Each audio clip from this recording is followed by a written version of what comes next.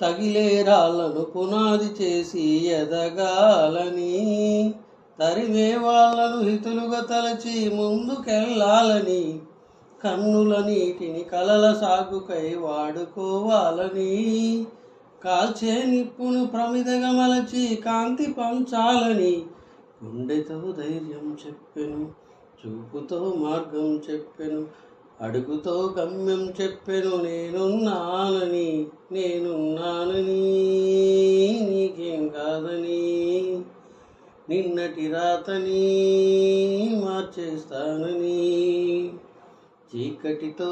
వెలిగే చెప్పెను, నేనున్నానని, ఓటమితో గెలిపే చెప్పెను, నేనున్నానని నీకేం కాదని,